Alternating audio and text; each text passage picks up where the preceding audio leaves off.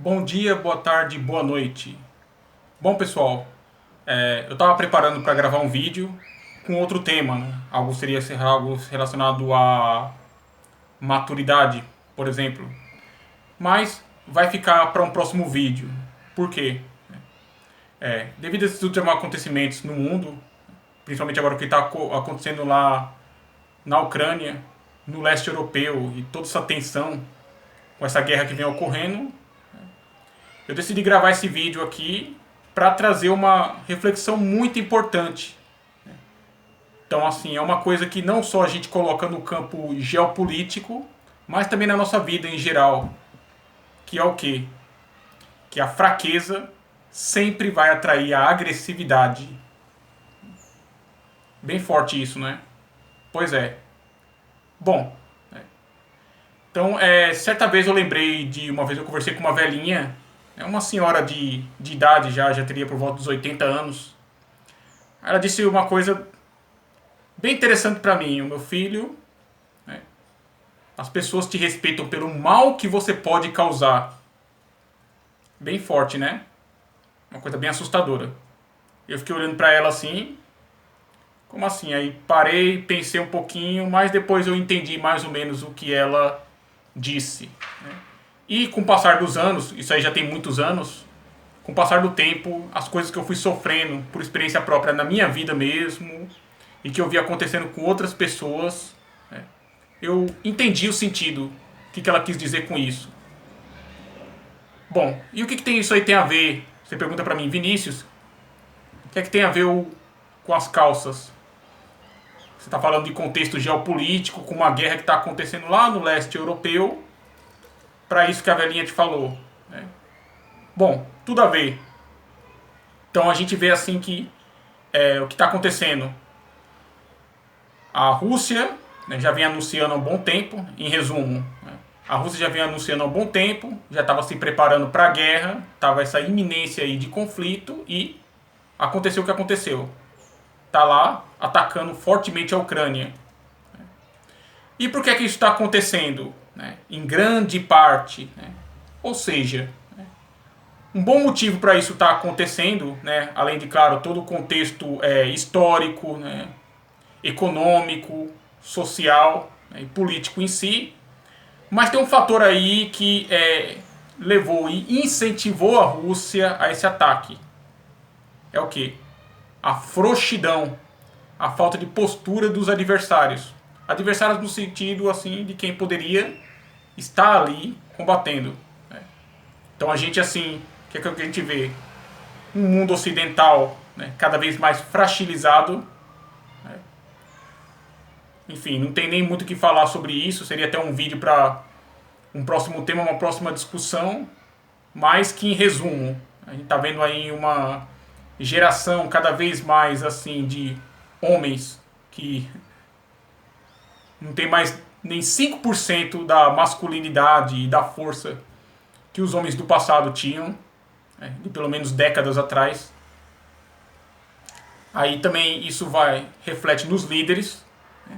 Então nos líderes europeus e inclusive no presidente norte-americano, Joe Biden. Assim, eu não sou nenhum especialista em relações internacionais, né, nem em geopolítica, né, apenas um curioso do assunto, né, como qualquer homem mediano que acompanha as notícias. Mas o que a gente percebe, né, olha a diferença dos líderes, né, ocidentais para, por exemplo, o que houve na Segunda Guerra Mundial. Né, que, aliás, né, esse conflito está sendo um conflito mais poderoso, assim, mais forte desde o segundo grande conflito. E pode vir a se agravar ainda mais. A gente pode vir aí a ter uma terceira guerra.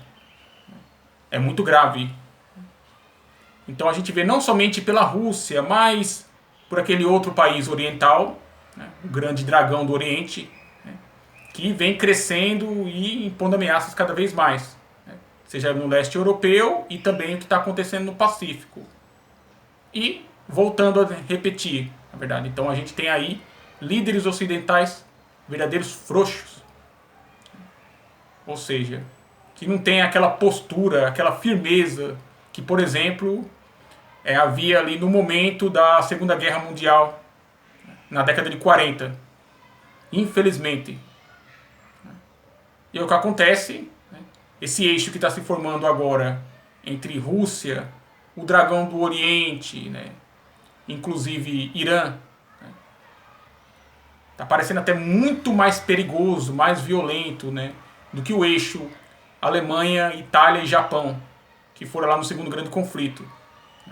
E isso combinado, né, com essa fraqueza, né, de quem poderia se opor, poderia impor respeito, né, é o que torna as coisas ainda mais perigosas. É triste, muito triste. E o que isso tem a ver? O que a gente pode trazer para a nossa vida? Né? Como eu estava dizendo, então assim, o que é que todo esse contexto geopolítico, econômico, social, né, a nível global, tem a ver com a nossa vida cotidiana, por exemplo, a nossa individualidade. Né? Tudo a ver. Então uma coisa é, a fraqueza sempre vai atrair a agressividade. Né? Calma lá. O que eu estou querendo dizer com isso? Né? Algo como a velhinha me disse. E que acho que vocês vão entender agora. As pessoas vão te respeitar pelo mal que você poderá causar. Ah, a gente tem que ser ruim? Tem que fazer maldade? De jeito nenhum, não é isso que eu estou dizendo. O que eu estou dizendo, que eu estou colocando é que, né, quando você aparenta muita fraqueza, ser demasiadamente bonzinho,